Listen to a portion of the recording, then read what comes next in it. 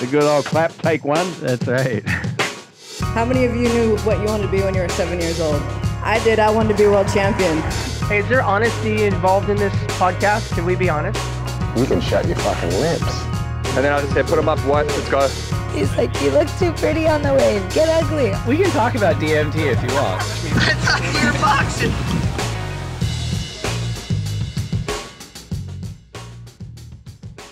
All right, we have the singular, the immortal, Keala Kennelly of Kauai on the lineup today. Keala, thanks for joining us. Yeah, thanks for having me. For sure, and strange times, but how are you doing today? Where are you today, and who are you with? So I am at home in Hawaii. It's actually a really beautiful day out here. I went for a stand-up paddle this morning, which is awesome because I haven't been able to do that or surf or anything. I got surgery in May for a massive tear in my labrum and my hip. Just too many wipeouts, especially big wave surfing where your leash leg just gets pulled with so much force, and that repeated trauma of that happening like over and over and over. I think I've probably had this tear in my labrum for a couple years, probably since like 2019 when I won Wipeout of the Year at the XXL Awards, but it's like just been getting worse and worse and worse. And I kind of barely got through this last winter and just knew I had to like deal with it and get the surgery. So yeah, I'm recovering from that. My surgeon says that I should be back in the water by like October, which is perfect timing for winter season here. But I have to be honest, watching every time I go on Instagram and seeing Puerto Escondido or Tahiti this last week, it's been tough. It's interesting, right? Because it is sort of the injury approach, and we've seen it at a high level with athletes like yourself or with someone like John, where it is, do I have to get the surgery and kind of rebuild from that, or can I rehabilitate it without doing that? I'd imagine that you tried to rehabilitate it before you had to make the decision on the surgery. I've had so many injuries, and I've had like really gnarly ones that probably could have done surgeries. I've had I had an injury at Jaws where, I took off really, really late and I stuck this like sick drop, and then I, went to do a bottom turn and there's this thing we call them the ribs that come up the face, these like side chops. So I saw one of those and I had to let go of the rail to kind of absorb that. And it's like, that kind of killed my speed. But I thought like, I thought it was on the open shoulder and was just going to ride out of it. Cause like when you're backside, your peripheral kind of ends like right here, like right around 11 o'clock. What I couldn't see was like the West Bowl was like directly behind me, just like about to detonate. So it caught me completely by surprise and just exploded me forward. And my leg just hyperextended and almost like snapped. And so I tore my popliteus, my PCL, I think my MCL, like all in one go. It was a bad one. And it took about a year, but didn't get the surgery, just rehabilitated it without the surgery. This injury in the labrum, the labrum doesn't heal very well on its own. The labrum, for people that don't know, it's kind of like this soft tissue inside your hip socket. It's almost like a catcher's mitt that holds your leg, your femur bone, in place inside your hip socket. And so when that tears, your bone it's not stable in the hip socket anymore, So it's having like all this instability in my back leg, which I noticed was like causing a lot more wipeouts and, definitely a lot of pain I've been surfing through the last couple of years. And it wasn't something that was going to go away on its own. There was no amount of PT that was going to fix it. And actually, I'm really stoked that I elected to go with the surgery because my surgeon said that like when he got in there, first of all, it was a very big tear. He's used to seeing like stuff that he puts 2 sutures in that, they pin it to the bone. He said I needed 3. But he said also when he got in there that there was like a bad cartilage flap that was probably impinging a bunch of stuff. And also they noticed on the x-rays that I had an overgrowth on my bone. which is just something that some people are just born with that, it's a deformity. So they actually shaved a good portion of my bone down. So it's probably going to fit much better in the hip socket now. So I'm really excited to see, when I make the full recovery, like how that's going to translate to my surfing. I'm excited. It's a little bit like an auto mechanic where it's like, I know you came in to get your oil change, but when I was in there's a couple other things I did. Here's your bill. Yeah. The air filter, and then, there was a timing belt, kind of sputtering. So that's right. Yeah. Well, and you mentioned that you're in Hawaii. Is that where you've spent most of the time during the pandemic? So I've spent most of the time here in Hawaii, except for like last summer. I think Hawaii was like right about to go on its second lockdown. I just had a birthday. I'd been surfing like a little bit of South Shore here and there, but they were closing beach parks. You couldn't park to go surfing. You were having to like walk, like a mile to go surf a place that you used to be able to just drive right up to. So it was like every time you go surfing, you get to surf and a hike, right, which is great exercise, but kind of annoying. And then my really good friend, my big wave sister, Bianca Valenti, went down to Mexico, and I was pretty sketched out to travel, especially like internationally, Yeah. But she goes down there all the time, and she went down there like in August, and then just started sending me pictures of like her getting barreled and her like surfing like, really good waves. I'm over here surfing like South Shore dribble, and she's like sending me pictures of her getting pitted at Porto. And so, that lasted for about a week and I was like, okay, I'm coming. I'll see you in a week. So, so I went down there, and I had planned to stay for like, a couple of weeks. I ended up staying 2 months. And we had like friends come and go. We were staying at this hotel that we always stay at, like right on the beach at Porto, same hotel. And it's kind of like they know us because we come, she goes like every summer she's there. I don't go as much as I used to, but it's been like a family hotel that we go to like every time. So they're always so welcoming of us. And it was like living in a sorority house. We each had our own hotel room, we had a maid service every day. We were just living the life. COVID life was awesome.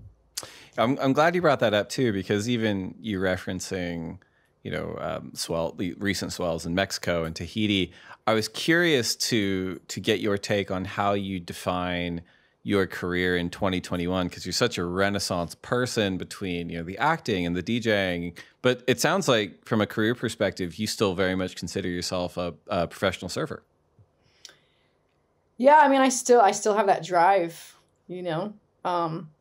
People keep asking me like, well, when are you going to hang it up? When are you going to retire? And it's like, I will when I feel that, but I don't feel that at all. Like, I feel really strong. I feel like, I'm recovering from an injury, but I just feel really psyched still. So when that goes away, then I'll stop, but I don't see that going away anytime soon. Well, I was really, really excited to have you on the podcast today, because I've had the privilege of knowing you for a while now, even though we kind of crossed paths early on in my career at the ASP. But even as I was talking to the team about today's episode outline, it just struck me just how much of a harbinger, both performance-wise and culturally, you've been throughout your life for the surfing world broadly. The things that you've been doing throughout your career and the ceilings that you've shattered, both in and out of the water, have unquestionably paved the way for where surfing is today and where it's going. And I don't know, do you agree or disagree with that? Do you think that you're a bit of ahead of your time?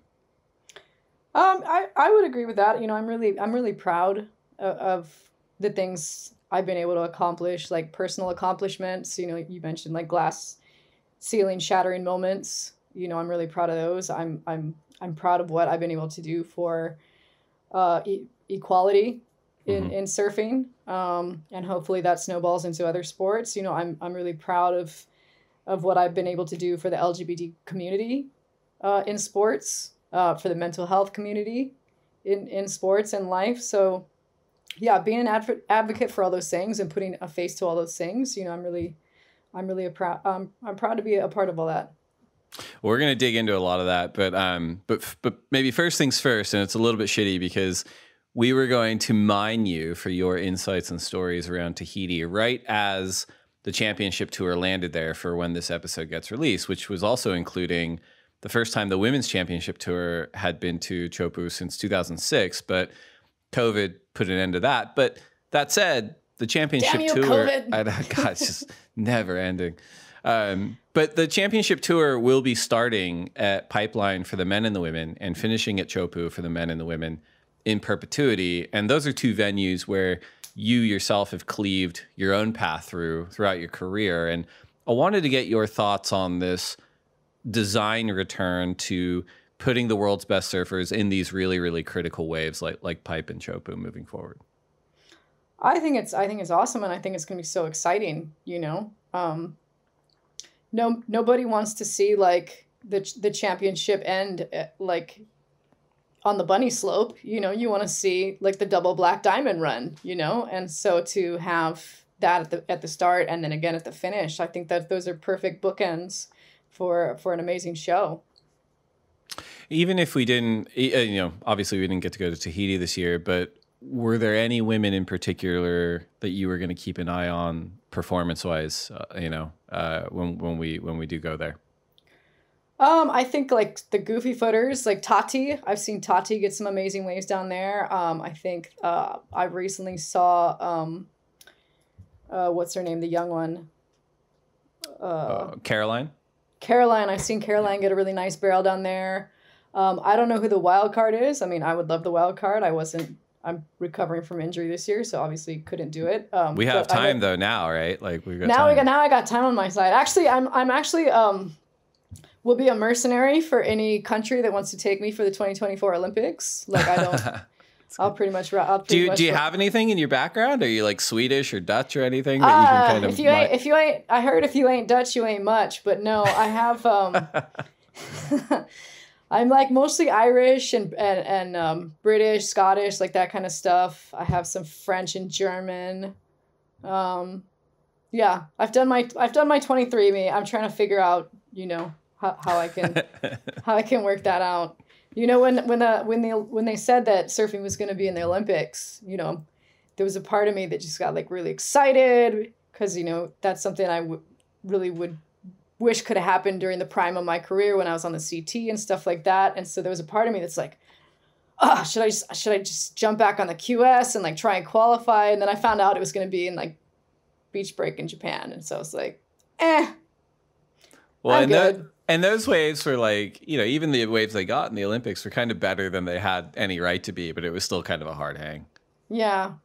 I mean, everybody performed really well. Oh my God, yeah. But going back to that point, like you said, you feel strong. You know, the Challenger Series moving forward is in pretty good waves, right? You got Snapper Rocks in May, Sydney, Bolito, U.S. Open, bypassing a few of these. But, you know, Ericeira, Hossegor, Piha, and Haleiwa, like, do you think you can make another run for the championship tour? I mean, are you listing off the championship tour spots right now? Those are the QS spots. The Challenger Series QS spots. Yeah. Oh, that's yeah. Huh. That's putting a little bee in my bonnet. Maybe I should give it a look. There we go. When does it start? Snapper Rocks in May, next May. Okay, so there's time. And also, as you know, you got that piece of your hip bone shaved down. So there's you're kind of the bionic person. You could be stronger than you ever were. I might be surfing my best, you know? I like it. Yeah. You've got experience both at Teahupo'o and at Pipeline. For our listeners, how would you compare and contrast those two venues? I mean, like I said, they're both double black diamonds, each in their own way.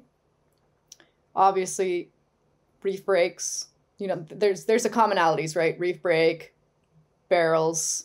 I feel like Teahupo'o is more of a slab, you know, and just much more of a perfect barrel, you know? Yeah. Like it sucks up. It's much thicker it's a much, there's probably much more power per square inch at chopes, and it's a much hollower barrel, whereas pipe,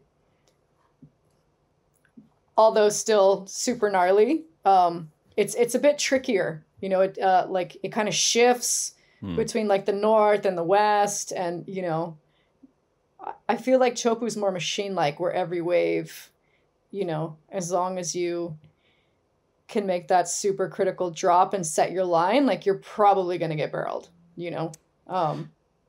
Did you feel more comfortable at one compared to the other, or? I think I feel much more comfortable at chopes. Right. Honestly, yeah. It's a little more reliable, right? In the sense of you kind of. It's just easier to read. Yeah. You know, pipe can be really hard to read, and it's so crowded, and it's just so intensely aggressive in the lineup. You know, and the guys out there are just like pushing each other so deep. And then you also have like back doors. So it's like, you know, there's people going in both directions. So sometimes you can be lining up, you know, a wave at pipe that you're going to be paddling into. And, you know, Makua or somebody will be like, you guys are like going to cross over each other because he's trying to go back door. You know, there's just a lot of traffic. There's just a lot of stuff going on. There's a lot of energy. There's a lot of aggression out in the water. And I think that makes it, that's a hurdle in and of itself, you know. Which spot did you surf first in your career? I first surfed pipe. Mm-hmm. Yeah. When I was like, teenager, you know, flying over to surf in some of the Oahu contests, the NSSAs and stuff. Yeah.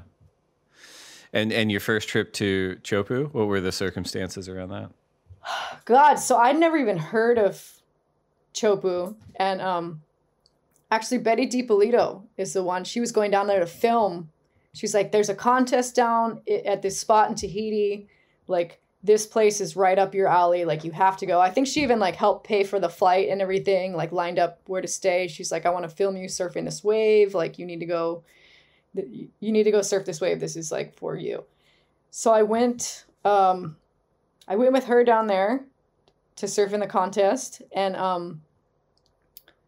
I think I surfed like the first round and like, you know, got through my heat, and then the waves, this huge swell came in, and I was just like, I was so excited to surf it, but I didn't know how big it was. And Chopu is like, you know, it breaks on an outer reef. And so from the beach, it's really hard to gauge like how big it actually is. You know, like I've literally looked out and, you know, think I'm seeing like big waves out there, and you go out and it's like 2 foot, you know, it's just really hard. You're just like, so, you know, and I don't feel like the forecasting tools were as good. Like, I don't feel like we had like the Surfline, you know, grass and forecast and 14-day out, you know. It's just like, it was way more kind of word of mouth. Oh yeah, there's a swell coming kind of thing.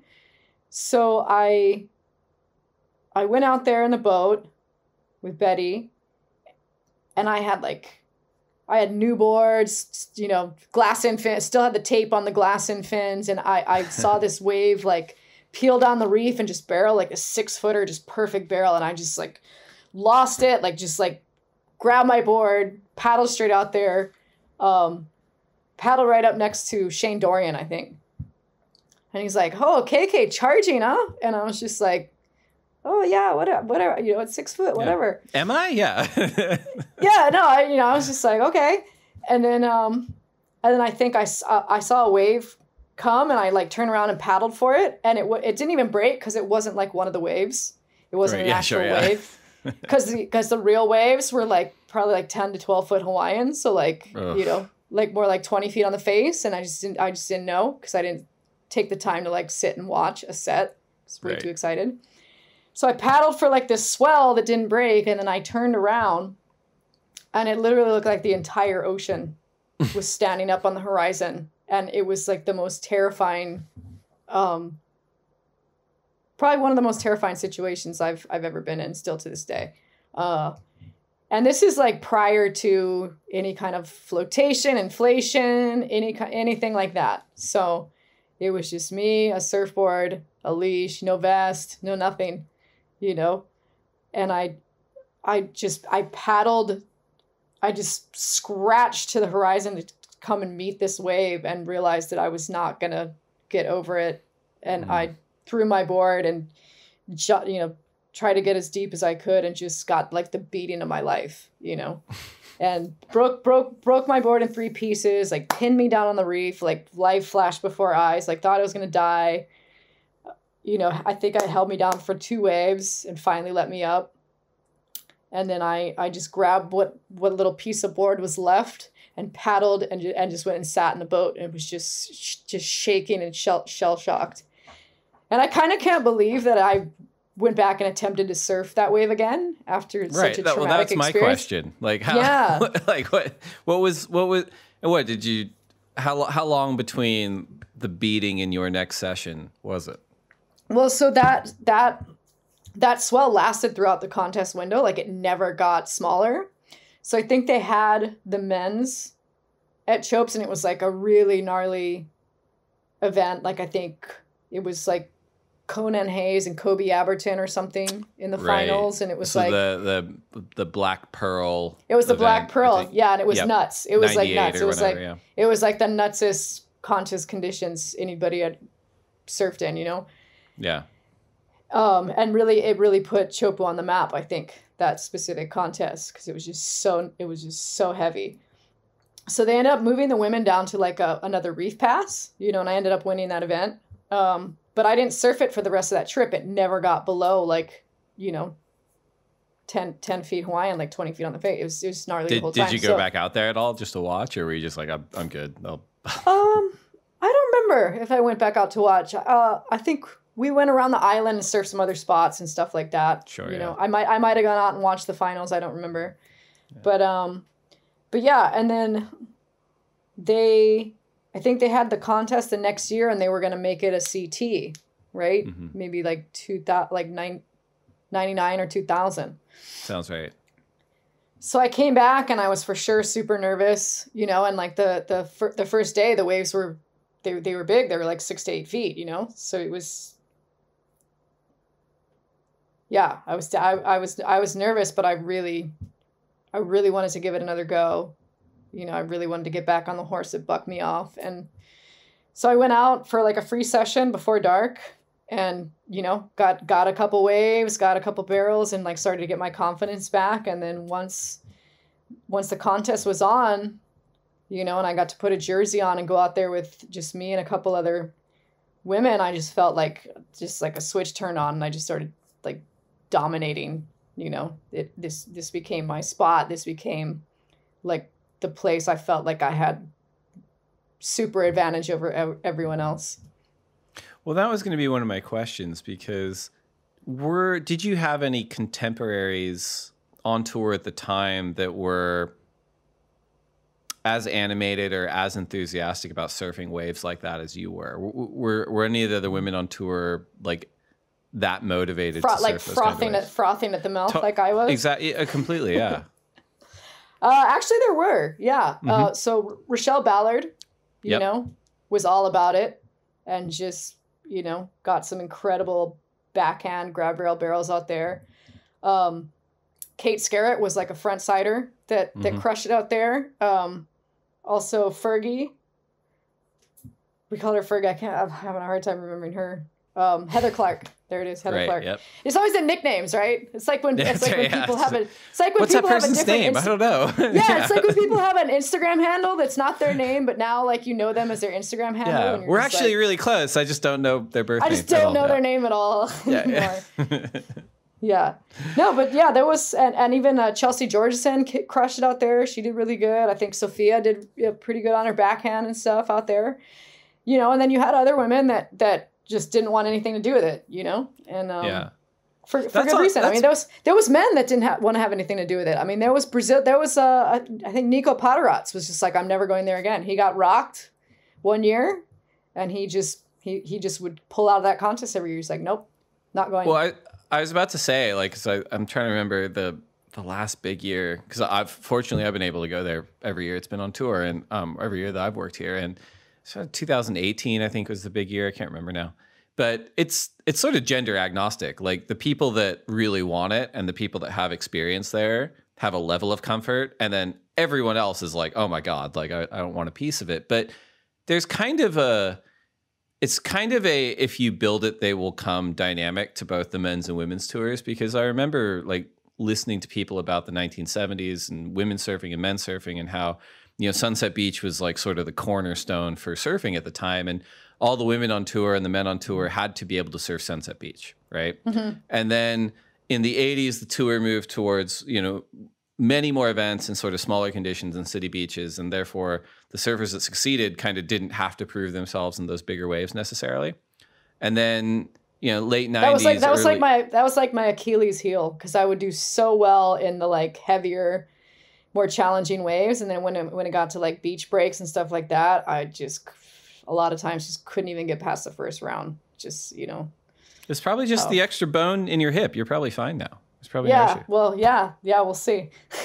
but you know what I mean? Like, and it's one of those things where there's been a lot of conversation, certainly on tour, about the women returning to Teahupo'o and the women coming to Pipeline for the first time on the championship tour moving forward, and how they're going to do. But really, it's sort of cyclical in that you probably need a few years for the balance of the tour to get comfortable in these locations. Mm-hmm. Because they've just had to train in different kind of waves for a while. But and for a really long time, the women haven't had contests on the North Shore of Oahu in like a decade. You know, I had to go fight at the state level, like through the city and county. I don't know if a lot of people know this, but you know, I started doing like when I first started competing and trying to go pro, I used to fly over and do the Hawaii Triple Crown. Mm-hmm. And it was the Hawaii Triple Crown of surfing, and they had, you know, men's and women's event at Haleiwa. They had a men's and women's event at Sunset, and then the men had Pipe and the women had Maui. Yeah.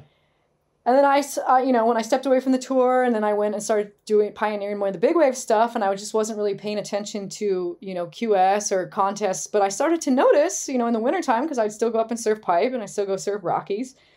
I started to notice, like, you know, I'd cruise by the Haleiwa and Sunset and stuff, and it'd be like, the Triple Crown of surfing's on, but it'd be like, where's the women? I don't see any heats. I don't see any women here.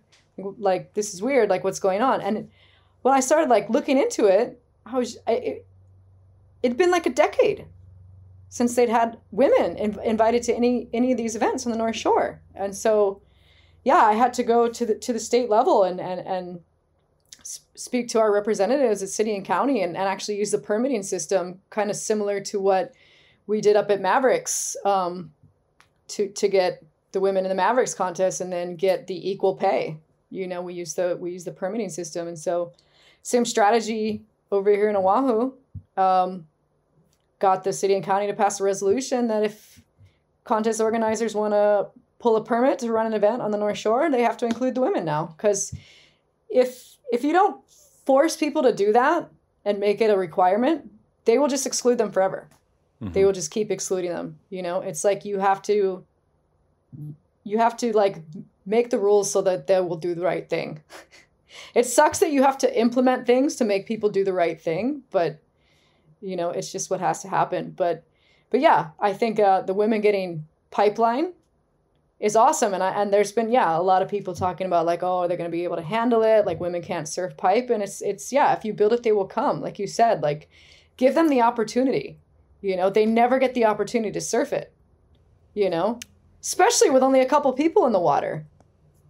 Completely. And I mean, even I kind of go back to the incentive structure is almost gender agnostic in a way. I had talked to Randy Rarick earlier this year or last year. I don't know. Time's flat circle at the moment. But he was talking about, now that there's a Sunset Beach Championship Tour event on the calendar, there was one, it got canceled for COVID, but it's coming back. He's like, I've never seen the CT surfers surf out here en masse. And he goes, it's awesome to see.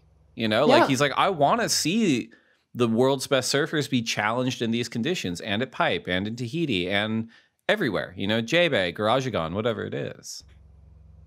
Yeah, no, absolutely. And going back to Pipeline, it's like the women they don't have a reason to have to go surf Pipeline because they don't have a competition there, you know, and why are they going to go surf with like the world's best 80 guys that are just like fighting each other for waves and put themselves in that environment you know, when they don't have a contest there, you know? And, you know, I kind of look at like the junior, you know, well, how do the guys get so good at pipe, and like, how do they get comfortable, right? And there's junior events at pipe, you know, like these like teenage boys can enter these junior events where like they clear the water and they get the opportunity to go out and surf pipe without 80 guys and the best in the world, and, you know, everybody trying to, you know, sit deeper, you know, take waves off each other, and they get the opportunity to get comfortable, you know, and the women just have never had that. So I feel like if you give them that, they're going to rise to the occasion. They always do. I mean, I watched the pipe contest with Tyler Wright and Carissa. I mean, they were crushing, you know, Tati was crushing. Yeah, I mean, if you think about it, a few years ago, they didn't have an event at J-Bay. You know, they weren't competing at Trestles. I think you're totally right. Like, the second they get the opportunity, they deliver. And I'm really excited to see what they do. For the women who maybe do not have that kind of experience at either pipe or Teahupo'o, coming from someone like yourself who has had to do it the hard way for so long, and who's, again, cleaved your own path out in those lineups, is there any guidance that you would give them as they kind of approach these events at these venues? They just, you know, they need to put their time in to get comfortable. It's really hard, especially at places like Pipeline, because it is so crowded, you know. They might want to try and come not during the peak season when it's going to be the most crowded, you know, try and come for like an off-season swell where it's going to be a little less crowded, more like just the locals, so that they can get the opportunities to catch a couple waves and get comfortable. Or, you know, find waves that are similar, you know, find waves of consequence that aren't, you know, like these world-class spots that are so crowded. But, you know, go find a wave, you know, that has a similar profile, that's not as crowded, and just like get comfortable, like work your way up, do your comfort level up, and then you're not coming in blind. We're going to take a quick break to get a word in from our sponsors. And when we come back, we're going to wind the clock all the way back to get the Keala Kennelly Genesis chapter. We'll be right back. All right. Keala Kennelly, where did you come from? Where were you born? What was the family situation like? So I was born north side of Kauai. My father serves, my mother serves. I have two brothers. You know, when you grow up in Hawaii, like your life is at the beach. You know, the ocean's kind of like your babysitter. You know, they just kind of throw you out on the beach and like go play in the ocean. And I grew up with Andy and Bruce Irons living in the neighborhood, being my peers and my neighborhood guy friends. And then I grew up, you know, around people like Laird Hamilton and Kala Alexander and Titus Kinimaka. I mean, there was just so many surf legends that came out of Kauai. You know, there was so many like surf heroes to aspire to be like, you know, and just really, really strong male role models to kind of mold myself after. So why do you think that is in Kauai? Because it is either famously or infamously a place that prides itself on being somewhat off the grid. You know, there's all sorts of stories about not being able to film, et cetera, but it seems to produce an outsized amount of surfing superheroes, yourself included. I think there's just probably like a lot of different places to surf all around the island, you know, whereas like, you know, like if I would compare it to an outer island like Maui, for an example, like Maui has some world-class waves, but it also, you know, has a lot of areas of coastline that there just aren't really that many spots. It's really windy, you know, it takes like certain conditions for like this spot to break. And I feel like Kauai has more like consistent surf and spots spread out all around the island. And then Kauai is also can be very boring. So it's just like surfing's fun, you know, surfing, there's not much to do over there. So surfing is what you do. And so I think that, yeah. Well, your parents both surf, but what were they? Did their family come from Kauai? Did they move there? What did they do for work? No, so my parents, my mom's from the East Coast, and my father's from California, actually like Riverside. So he didn't even grow up near the coast. He grew up like, I think he came from like a family of like horse people. Like I think one of my great grandfathers was like a really famous jockey. And so he started going out to the coast and found surfing, and just like that was it. This is way better. This is it. And then he, I think he went to Cal Western University in San Diego just so he could like be by the beach and surf. And then I think as soon as he could, he moved out to Hawaii, and that was it. And he met my mom out there, and and they had me and my brothers, and got me into surfing at a really young age. I mean, people ask me like, oh, what do you remember what it was like your first wave? And I honestly don't, because my dad had me in diapers like on his board and holding me up. So it's just like I don't remember what my first wave was like. Surfing has just always been a part of my life since I was making memories. That's really interesting too, because again, you're someone who, as you become an adult, have done so many things at the very highest level, whether it's sort of music or acting or surfing. I'm wondering if when you were younger, were there other interests? Did you go to school? Did you enjoy anything at school? Did you ever think of doing anything else aside from becoming a professional surfer? So when I was a little kid, and you asked me like what I wanted to be when I grew up, I would tell you these three things. I wanted to be a surfing champion. Mm-hmm. I wanted to be an artist. I used to love to draw and paint and stuff like that. Me and my brother always like drawing and painting and watercolor. And then I wanted to be a comedian. I wanted to make people laugh, And I feel like I fulfilled all those things, because like I am a surfing champion. I feel like I do things that are artistic, like with the music and stuff. I still do a little bit of art, like spray painting on my boards and things like that. Not so much drawing and painting anymore, but I consider my music and my DJing an art form. And then I try to be funny. Yeah, you're funny as fuck. Way to actualize. Okay. That's really good. But so when you're on Kauai, you've got this incredible community of world-class surfers and individuals around you. Was there they were awesome. They were so hard on me, but they were awesome. Well, in what way? Like, what do you mean if they were hard on you? Well, it was like I was the only girl trying to hang out with all these really rough and tumble guys, So mm-hmm. that it was rough. It was like a boys' club that I wasn't, really allowed to be in, and I had to like fight my way in, Why do you think that is though? Like, were there no other girls in the community that were interested in the things you were, or you just were like, this is what I'm into?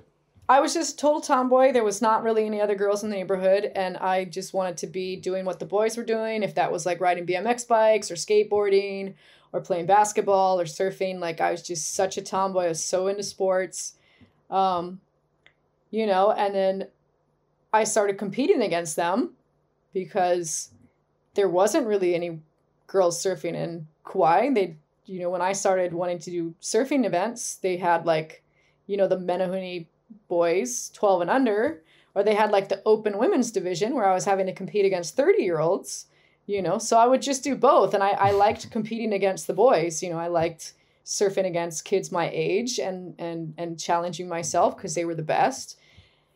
And usually Andy and Bruce would win, they'd get like first or second depending, and if Bruce won, Andy would like break his trophy and chase Bruce down the beach and beat him up, and but I would usually get like third or fourth or fifth kind of in there, and I was competing against guys like Reef McIntosh and Kamale Alexander and sometimes beating those guys, and I think I beat Andy or Bruce once or twice, and like they wouldn't, Andy especially just would not talk to me for weeks after I beat him,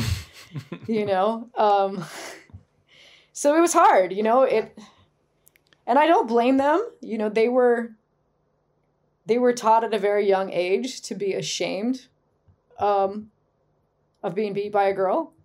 That's something an adult taught them that was shameful, and you know, when you feel embarrassed or ashamed, like it's an awful feeling. So they would then like lash out at me and, you know, call me really awful names and stuff. So yeah, it was tough. They wouldn't really do that with each other, you know? Right. I mean, they did it. Yeah. They, I mean, they were hard on each other too. What am I saying? But they were extra hard on me because to be beat by a girl was like disgraceful. Mm.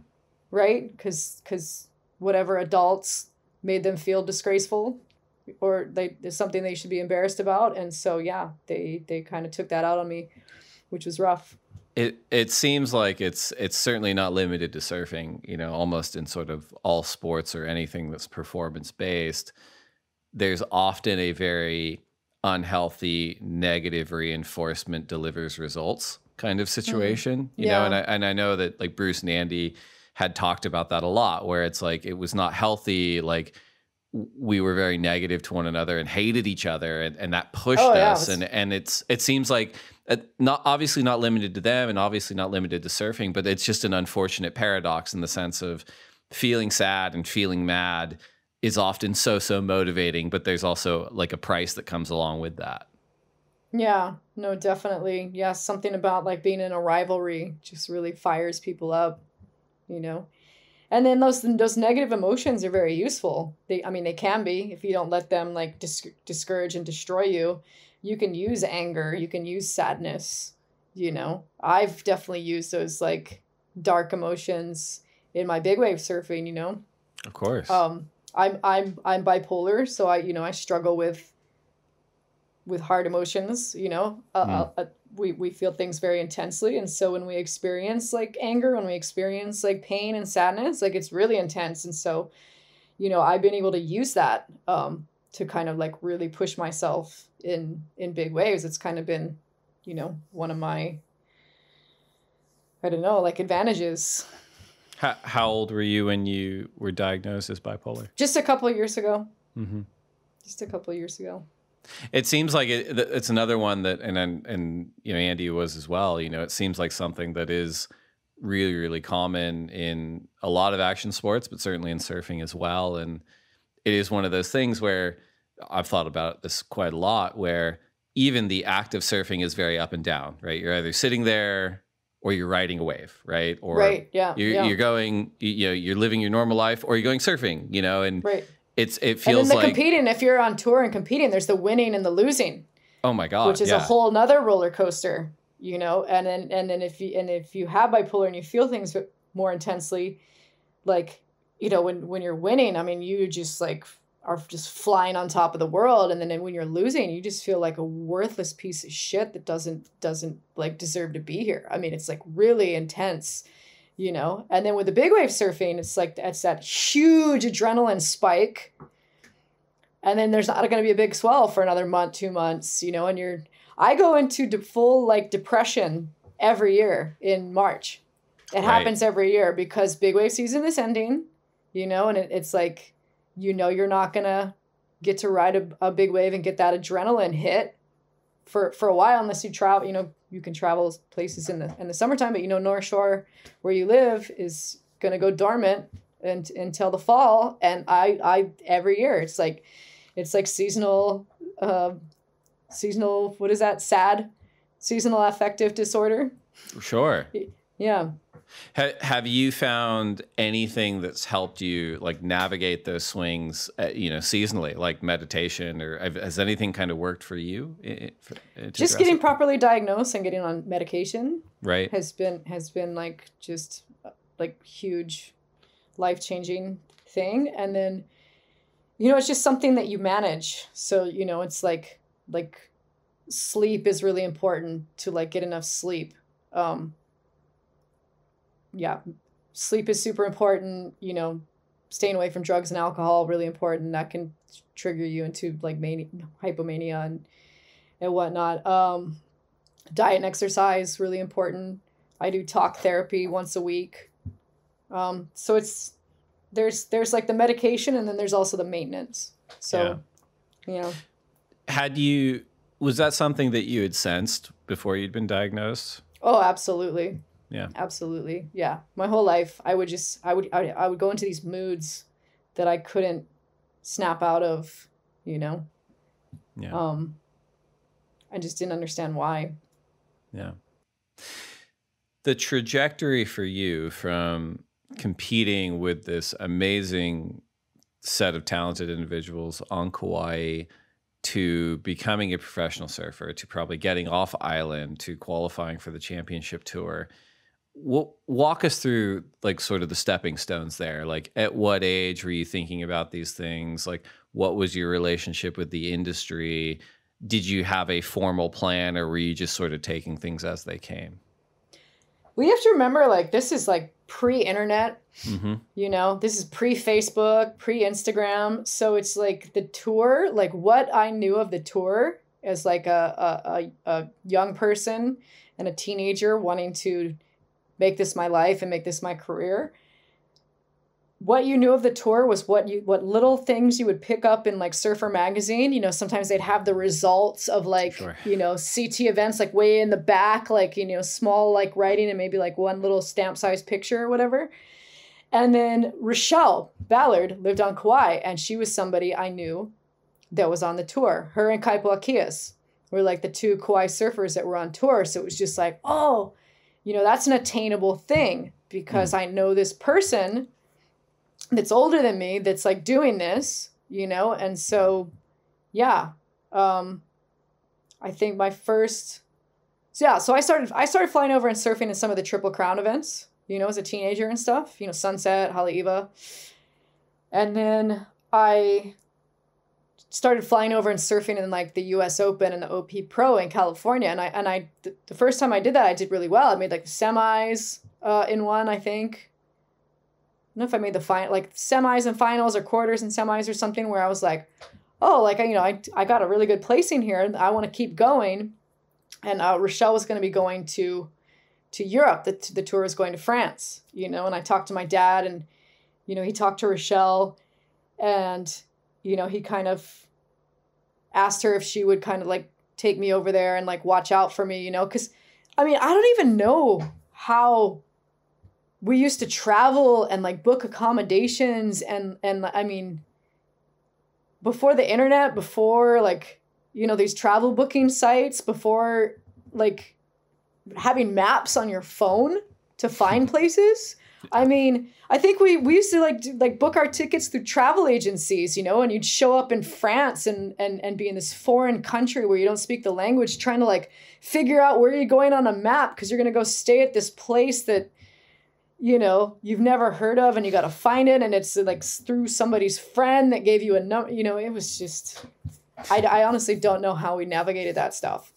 I was talking to Corey Lopez last week about this exact topic. He's like, I don't know how anyone like ever rented us a car. Like, how did this happen? Like, because we were just kids that just sort of shotgun out into the world. It's unreal. Yeah. It's just like you hopefully like hooked yourself up with somebody that'd been on tour longer than you and like had been to these places and kind of knew where they were going and could point you in the right direction, you know? Yeah. But a lot of times you'd find surfers that like didn't know, you know, couldn't book an accommodation. Like there's just no way to figure out how to book an accommodation in like some surf town in France they've never heard of, you know? And they're like, show up to a contest, they're like sleeping in their board bag on the beach because they couldn't work out how to get a hotel booked or, you know, couldn't afford it or whatever. But once you were there, you know, you made a huge impact. And did your mindset change when you were on the championship tour? Were you like, I'm here to win a world title? Yeah. Yeah, I wanted to win a world title. That was the goal. Yeah. Yeah. It was hard because I would have, like I said, like these places that had bigger waves of consequence. I just felt like I was almost unbeatable sometimes, you know, but then there would be all these like beach breaks and smaller waves, you know, where I would go out and just couldn't put it together in a heat and I'd lose out early and then my ranking would slip, you know, I'd have like these really good results, but then like the bad results would pull my ranking down. And yeah, it was really frustrating, you know. And also like the women would get the worst conditions. Like even when we're having contests at places like Snapper and stuff, you're thinking like, oh, you know, the waves will be good. I can probably pull a good result here. you know, it's like they'd be running the guys event, and it would, you know, get high tide and turn on shore, and they'd be like, oh, okay, guys, you guys are in. Chicks, put on your jerseys, you're out there. You know, it was just blatant, just how they would discriminate and just, just give us the worst conditions, like no apologies. It is one of those things too, like even the dissonance between reading about the coverage in a magazine, you know, 4 to 6 months after the fact compared to today, where it's like everything's webcast live, and you're like, back then you're like, man, they must just get pumping surf for like months on end. This event had like no blemishes whatsoever. That was amazing. And then you get there and you're like, man, some of these heats are pretty hard. Like, it's pretty rough. Yeah. And is that, you know, so many surfers, not naming any names, but so many surfers like to quote unquote retire, even though it looks like they're not requalifying. But when you stepped away from the tour, you actually stepped away from the tour. You had requalified. Yeah, I requalified, and I gave my spot up to Rochelle, which felt really great, you know, because she was like right on the bubble, and I know she probably wanted another year, and, you know, I'd gotten this awesome opportunity to go be a season regular in an HBO TV series and do like some acting. And I kind of got the acting bug from doing Blue Crush, you know, and I was kind of getting just really frustrated with the tour in general. I was like struggling through some injuries, like back disc problems, you know, and I felt like my ranking had slipped the last couple of years. I wasn't in the top 3 or top 5. So I was just getting really frustrated with that. And then they'd also announced they were canceling Tahiti. They started announcing that they were going to start canceling like Sunset and stuff like that. And so and they were going to replace it with like beach break in Brazil, beach break in Europe. And so I just kind of looked at like the direction that the tour was about to go. And I just was like, you know what? I feel like this is a sign. I've been given this opportunity to like go do this whole other thing, take this whole other direction. And, you know, I feel like I need to do this. And I probably could have technically done both, but I would be, you know, pulling out of events because I got to film this scene. And, you know, I didn't want to take up that spot of another athlete, another female athlete that's going to be there 100%, be at every event, be training. You know, I had to move to Hollywood. You know, I had to be learning lines, and, you know, I wasn't doing a lot of surfing, and I wouldn't have been giving my best performances. And yeah, I would be collecting more paychecks, you know, from prize money and stuff, but I just felt like that was rude and uncool. And I you know, it felt good to give that spot to Rochelle. That makes a lot of sense. I mean, because your last year on the CT was 2006, and really from 2007 to 2013, 14, like the women's tour didn't really get balanced out with quality venues across the board for a long time. A very long time. Yeah. And when my show, it didn't get picked up for a second season, and then the SAG writers went on strike, you know, Hollywood just, you know, turned to absolute crap. And so, like, you know, I was hoping, even though my show got canceled, like I could parlay that into like another acting role, but just the writers went on strike. There was no acting work for a year. And so I actually considered like going back to the tour, you know? And I just looked at the schedule, and I looked at the types of waves that were the women were competing in. And I just went, God, I have no desire to do that. You know, I want to surf really good waves. So that's when I started. I saw that there was all these guys that weren't competing that were getting paid to surf by their sponsors. They were getting flown to surf the best waves in the world, and they were like quote unquote free surfers, and like they would just get pictures in the magazines, and like that's what they got paid for. And I was like, that looks awesome. That's what I want to do. You know, there's no female getting paid to do that. Like, I want to become the first female that gets paid to do that. So Billabong, I was writing for Billabong at the time, and they were kind of on board with it, but just would cut my salary like every year, you know?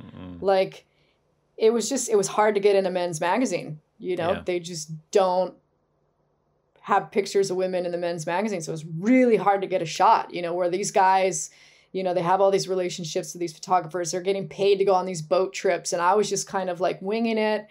taking whatever money Billabong was paying me and flying myself to these places and, you know, trying to work with photographers once I got there, as opposed to these guys that had it all just like organized and like, you know, you're going with this photographer here, we're paying for your boat trip and we're, you know, you're dialed. I was kind of just like showing up and trying to get photos. And I noticed that when I would actually get the photos in the magazines, it was because I would be riding like a super heavy wave.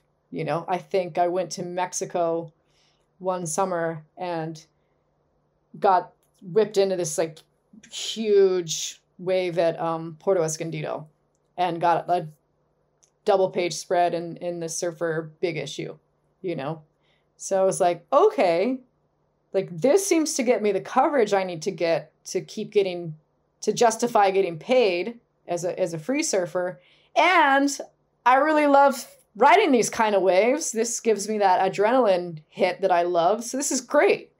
So that's where like the evolution of like starting to push myself in the bigger waves and then pioneering like the towing and a chopes and, you know, paddling at jaws. And that's kind of where that whole evolution spawned from.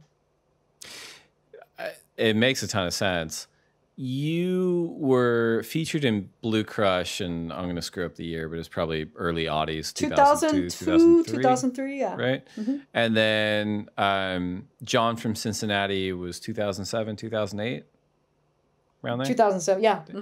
Mm-hmm. Was there a dotted line between those projects for you and the acting thing? Did one lead to the other, I mean? Yeah. So I think probably because I was in Blue Crush, that helped me get the role on John from Cincinnati. Yeah. I watched John from Cincinnati like passionately. Watched it every week yeah? it came out. God, you were like the only one. No, I mean, I'm glad we can have a whole other podcast because I have so many questions. But I mean, it must have been a good experience just working with HBO and doing something really cool like that. It was a really awesome experience. I got to meet like really, really cool people. David Milch, the creator, was like one of the most interesting people I've ever met in my life. He's unbelievable, isn't he? Yeah, he's so out there and awesome. Just loved him. And then, you know, I got to meet like Ed O'Neill and Brian Van Holt and who else? I got to meet Luke Perry before he, you know, I got to work with him. You know, he passed away a couple of years ago. It was so sad. He was the nicest guy. Just such a nice guy, you know. I got to work with Rebecca De Mornay and do scenes with her. It was an awesome experience. I don't regret that at all. I don't regret leaving the tour to do that at all. How long did you base in Hollywood for? I was there for about a year. Okay. I was there for about a year, and then the show got canceled. And then when the writers went on strike, I just went, I don't want to be in Hollywood. I want to go surfing. Makes sense. You know, I felt like I hadn't surfed in a year. Los Angeles will do that to people. I've lived in Los Angeles a couple of times, and I've got to tell you, like, I don't surf and I live there, and I'm not happy. It's there's more than one person that works at the company can relate to that. The DJing is something it seems like you've been passionate about for a long, long time. When did that passion turn into a profession for you? That's a good question. Yeah, it was definitely a passion. And then I think one of my first gigs was like a DJ had like gotten sick. One of my best friends was like a party promoter, and one of the DJs had gotten sick and canceled last minute on New Year's Eve. And my friend called me and was like, "Can you just like come down here and DJ this New Year's Eve party?" And it was like, I had just gotten turntables. I didn't know what I was doing. You know what I mean? So that was like my first job. But no, it just became this like way to supplement my income, and like thank God for DJing, because it has saved me, honestly. Like it has saved me. When John from Cincinnati got canceled, that was kind of right when I came out too. Like I came out kind of like my last year on tour ish. And then I went right into doing that TV series. And once I was in the TV series, like I was fully out. I mean, I was pretty much fully out my last year on tour. I was bringing my girlfriend on tour with me and being like, this is my girlfriend. This is not my friend, you know? But yeah, that kind of coincided with like me being out now, and then the show got canceled. And then the economy crashed, 2008, full crash. So I lost like all my sponsors, like within a 3-week period. I was writing for Red Bull. I was writing for Spy, Vestal, Billabong, Converse. I had all these sponsors. I mean, my board looked like a NASCAR. And I went and it just completely cleaned the deck. And Billabong kept me, but they cut my salary in half. And then they cut my salary in half every year until I was literally getting paid nothing. You know, I was like flying to like Chopu and stuff like that, trying to like chase these swells. And I was doing it like on my own dime. Or like they were giving me like a $3,000 a year travel budget where I had to front the money and then, you know, get a wave that was worthy enough in their eyes to then like get reimbursed for up to $3,000. And like everybody thought I was just still getting just all this money. I was making all this money as an athlete, and like I absolutely was not. I was just like barely scraping by. And so like the DJing was it just absolutely, it saved me, you know? It saved me. Even now I'm making a big chunk of my income DJing right now. I would say almost half. Yeah. Well, I want to get a little bit more into that and a couple other topics. But before we do that, we got one more break for a word from our sponsors, and we'll be right back.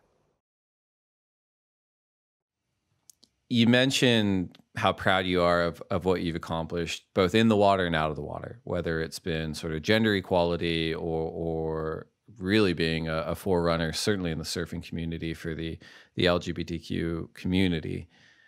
You mentioned coming out on tour your last year.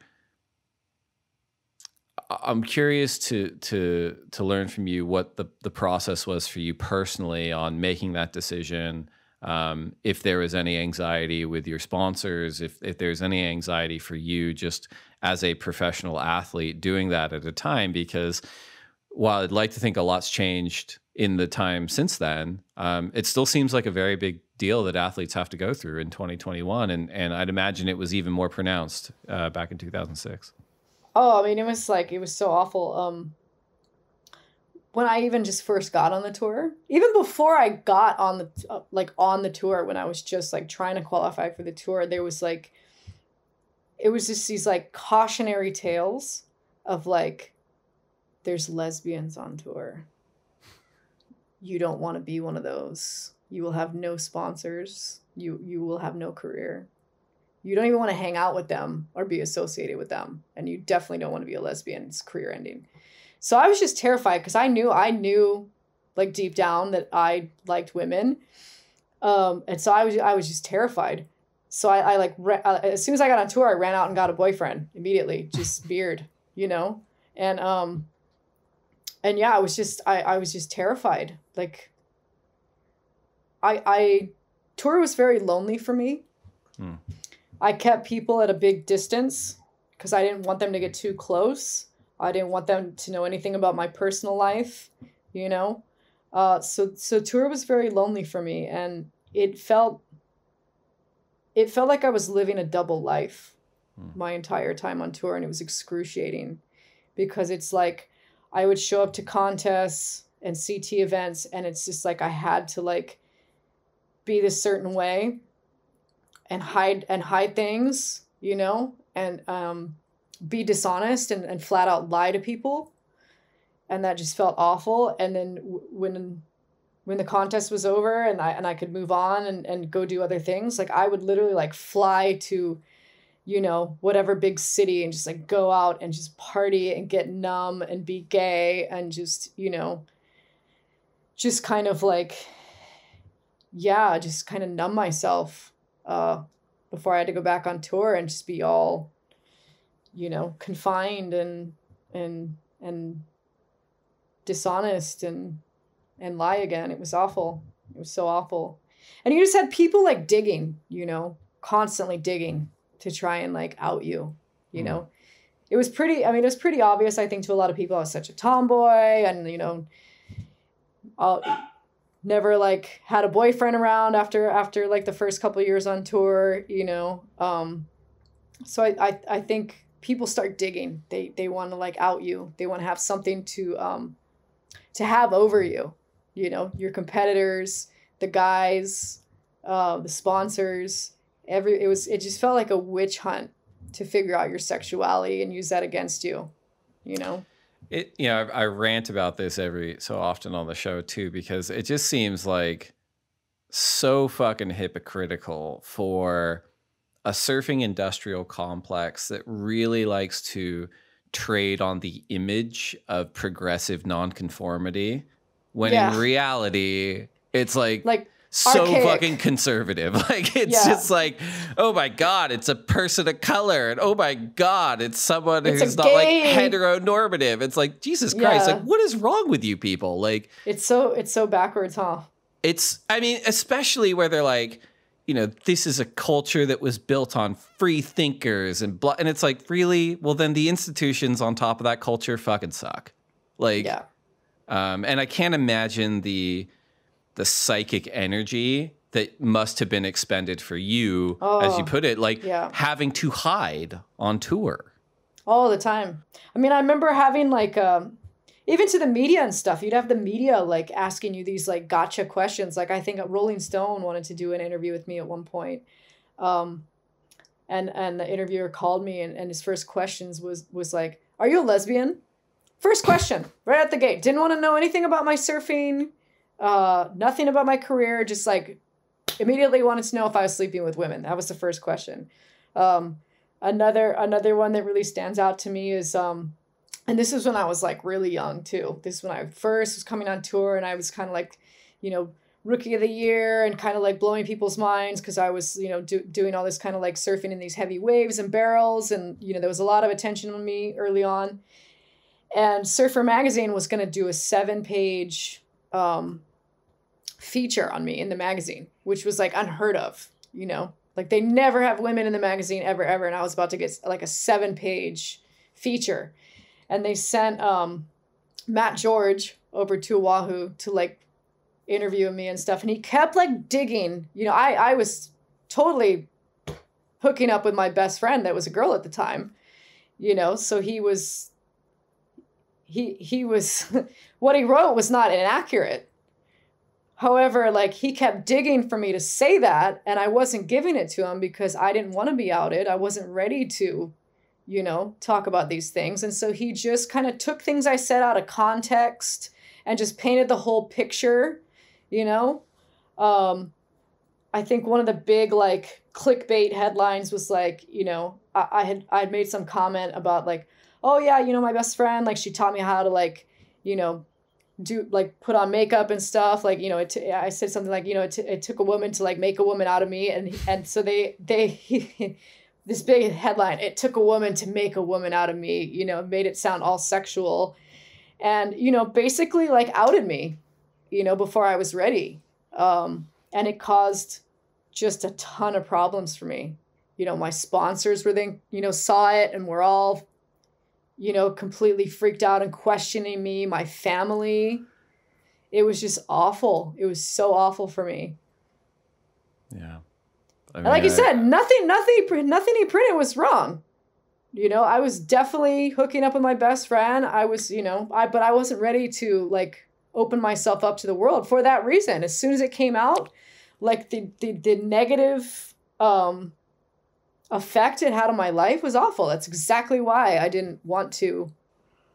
Yeah, of course. Like none of that was in your mind. Like that's everything the environment had cultured you to think about what would happen. Yeah.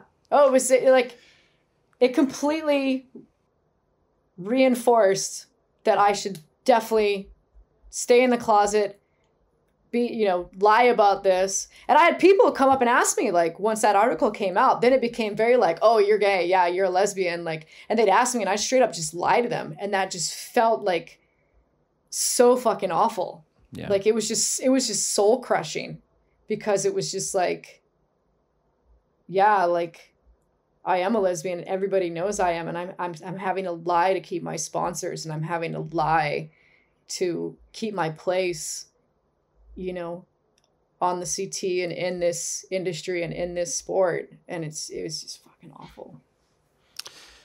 Do you look at the surfing world in 2021 as having evolved significantly from 2006? I mean, Tyler Wright gets a gay flag on her jersey. You know, we've come a long way. You know, I'm really, really lot of respect for Tyler Wright. Love what she's about.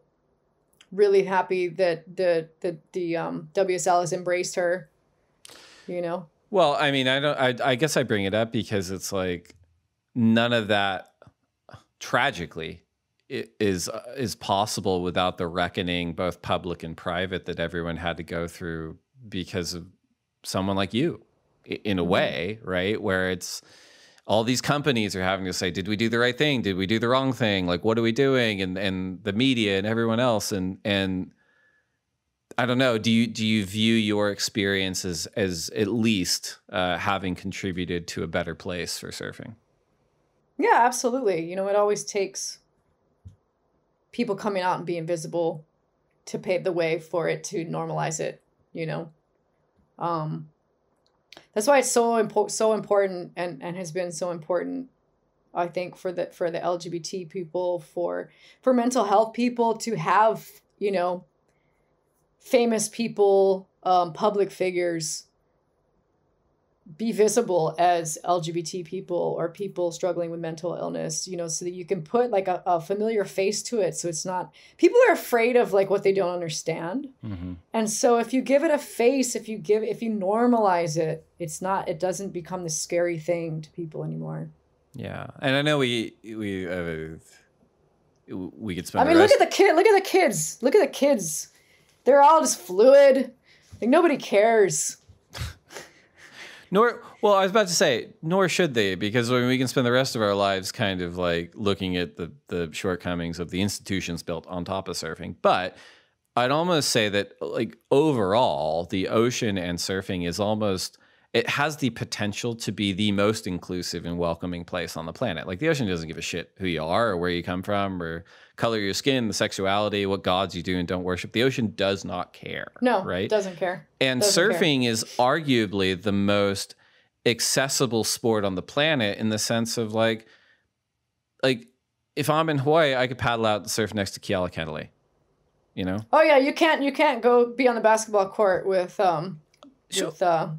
So while it's far from exactly right, but like so while it's far from perfect, I look at those two things. I was gonna say Kobe, but I forgot he passed away. So. No, yeah, LeBron, Dame Lillard, whatever. But like you know, like I look at those two things as, you know, foundationally, surfing has the potential to be inclusive and to be welcoming and to be like championing people to be whoever they want to be. And hopefully that's the way moving forward. But speaking of moving forward, after the rehabilitation, what's next for Keala Kennelly, professionally speaking? Yeah, I'm looking forward to surfing in this winter. I mean, I haven't surfed since around Valentine's Day was the last time I surfed. I basically just did everything I had to win that Red Bull Magnitude event. And as soon as that was done, I was done and I was, you know, getting my MRIs and getting scheduled for surgery. But yeah, I'm looking forward to working on that film with Charlize Theron and Netflix and stuff. The film they're making about the New York Times article. Yeah, tell us a little bit about that. That sounds amazing. Yeah, so Charlize Theron's production company, Denver and Delilah, bought the rights to the New York Times article that came out I think it was February 2018. And it was called The Fight for Equality in the Most Dangerous Sport in the World. And it basically is the story of how we were able to get the equal pay, you know, what happened, like it, you know, where it happened. A lot of people don't know the real story of how equal pay came about. You know, it wasn't just some lovely thing that WSL just decided to be inclusive and make everything equal all of a sudden, like it took a big fight. And, you know, I was a part of that fight. Paige Alms was a part of that fight. Bianca Valenti, Andrea Muller, you know, so they bought our the rights to the New York Times article and also the rights to our part of our life story of that time, you know, and it's going to tell the real story of how equality came about. So I'm really looking forward to that. That's gonna be amazing. You have to move back to Hollywood for a bit though. No, I'm hoping they're going to film it in Hawaii. We're all remote these days. You could do it on Zoom. Sounds yeah, good. no, I you know, I think that it'll be filmed a lot in Northern California at Mavericks because Yep. a lot of the land, the line drawn in the sand happened over the Mavericks event. Yeah. You know, and the permitting and everything. Yeah, no, I'm really excited for that. And I'm not gonna be acting in it. They're gonna get like A-list actors to play us. You know, I'm telling Charlize that she has to play me. I can't imagine anybody else. I mean, I didn't want to ask, but I was like, that seems like the most natural. I'm very adamant about her playing me. We've talked about it, and she's like, no, you know, she says, I don't feel like I'm going to be able to do it justice. Like the water shots, the cutaways that she's going to need to do in the water, like paddling the board. And she was saying she's got like a, you know, knee injury or something, some bullshit, you know. And she is Imperator Furiosa. She'll be fine. Come on. Oh, I see her fight scenes in all her movies. I'm like, bitch, please. You're playing me. That's it. Like, yeah. But no, I told her, I was like, if Kate Bosworth can do it, you can do it. You know? Yeah, no question. Like Kate Bosworth was out at Pipeline, you know. Big Pipeline. Like, yes, she had handlers around her, making sure like she wasn't like getting stuck in the impact zone and pounded. But at any minute, a rogue set could have come and just absolutely destroyed her. Like, I don't even think she realized how much danger she was in a lot of the time, you know? That's probably better, actually. Where you're like, it's for the best. I'm fine. It's for the best. Well, before we go, we put out some questions, a call for questions to the Instagram community. I got a ton back, but we narrowed it down to 3. So, okay. First question is from Jody Bars, who asks, what kind of music do you listen to get yourself psyched up to surf? Usually like some really like pumping house music, you know, something with like a lot of bass and kick, you know, and yeah, just like kind of uplifting too, uplifting house music. It's funny, like music can really like make you feel so many things, you know. It can make you feel so energized and just, I don't know, for me, like there's certain music, like especially like house music, dance songs that like I literally can feel like a chemical releasing in my brain during certain parts of the song. I don't know if you feel that when you hear certain music you like, or if you're you know, out somewhere and hear it on the speakers. Do you ever feel that? I think it's so like transformative in the sense of like a song can take you right back to a moment when you're 17, like, and you vividly remember everything. I think you're dead on. And even like if you hear the wrong song before you go surfing and it's like an earwig and you're like, God, the session's over. I got to leave. Like, yeah. No, the worst is when you get a shit song stuck in your head when you're surfing. Yeah. And you just can't get rid of it. Session's over. Oh, that's a great answer. Next question is from Mike Sharp, 8221, who asks, do you think surfing is getting safer for girls as they navigate their gender and serial identities? Serial identities? Sexual identities? I'm not sure. Like Wheaties? Like Frosted Flakes? That's a good question. It's got an S. It's an S, yeah. Yeah. Captain Crunch? Captain Crunch. I think it's getting safer for women in the sense that it's more inclusive. And I mean, when I used to paddle out to places like Pipe or, you know, wherever, I'd have guys tell me like, what do you think you're doing out here? Get the fuck out of here, you know? And I don't feel like that happens anymore. I feel like women are much more respected now. They're finding their place in the lineups, you know? Yeah, I think it's become more safe. Yeah. Okay. Well, and as we said, I think standing on the shoulders of giants like yourself, that's how it happens. Final question from the Instagram community, at least the last one that we picked, is from Jesse Giglio. I'm not sure. Question: what advice would you give your younger self? I would tell my younger self to just hang in there, because it's going to get so much better.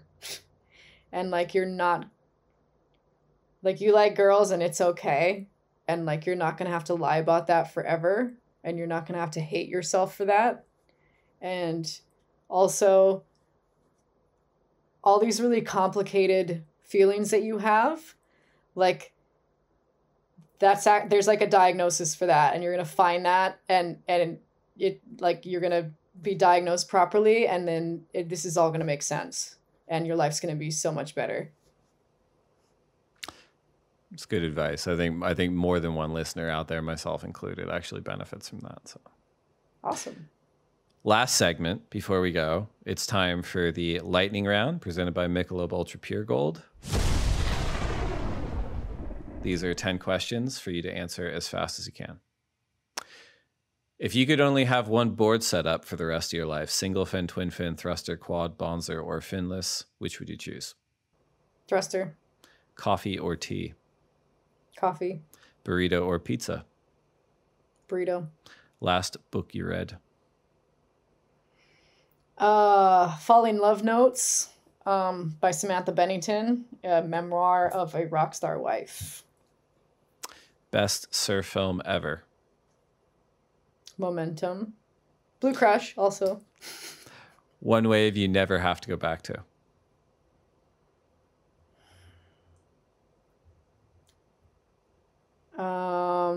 God. Lacanau. If you only get to surf one wave for the rest of your life? I would say like Pipe or Rocky Point, because it's here in Oahu, and I love those spots. I surf them all winter long. I would say somewhere like Tahiti, but then I don't think I'd want to live in Tahiti all year long. I love Hawaii. I love where I live. So yeah, probably be one of those spots. Rockies, because it's just fun and playful all the time, and then Pipe, obviously. Good answer. Best person to share a lineup with? My favorite person to share a lineup with back in the day, like on my tour days, was Rochelle, because she was the other barrel queen. And if we'd go out to somewhere like Pipe, we'd try and split the peak, and like she'd try to get barreled backdoor, and then I would try to get barreled at Pipe, and that was awesome. When it comes to like big wave surfing, I love sharing the water with Paige, with Bianca, with Andrea. We're just like such sisters out there, in battle. And then at places like Pipe and stuff, like there's certain like local guys, like Makua and like, Mason Ho and Zeke Lau, and who else? Like even like Jamie O'Brien. Like there's some guys that are just so nice and so encouraging, and like, tell you to go on waves and stuff like that, which is really great. I really like surfing with those guys when they're so encouraging, because I didn't always have that. Next question. Worst person to share the lineup with? Oh my God. I'm not going to name names, but like I've surfed Pipe with another female out there that just really bad attitude, like probably like the most disrespected I've been in the water by another female. Ran into some, I think Tatiana may have had an encounter with this person this last winter that ended in a beach scuffle and ended up on, what was that, Trax magazine or something like that. Sounds not familiar. Gonna name, Not gonna name names, but yeah. I don't think you have to at this point, but fair enough. It sucks when there's women that just don't support other women and actually like will step on their face, you know. There's another woman I'm not going to mention that's on the big wave side of things that's doing amazing things, an incredible surfer, but just terrible to the other women, you know. It's really sad when women feel like, you know, it's like there's no seats there's historically no seats at the table for women, right? It's all men. It's a men's world. It's just nothing but men at the table. So when a woman actually like gets a seat at the table, it's like instead of like reaching down and like trying to pull one of their sisters up to take another seat at the table, it's almost like there's like, oh no, I'm here, I'm good. You know what I mean? Yeah. So women can be their own worst enemies sometimes, unfortunately. So I don't like surfing with those ones. Fair enough. That's a good answer. Yeah. The last one for the lightning round. Finish this sentence. I will next achieve a state of happiness by... I will next achieve a state of happiness by recovering from my surgery, getting strong, and surfing again. Keala Kennelly, thank you for joining us on the lineup. Thank you for everything you've done in your career and inspiring me and everybody to surf harder and surf better and just be better people. It's a privilege knowing you, and it's a privilege having you on the podcast. I'm honored. Thank you so much. That's too kind. Of course.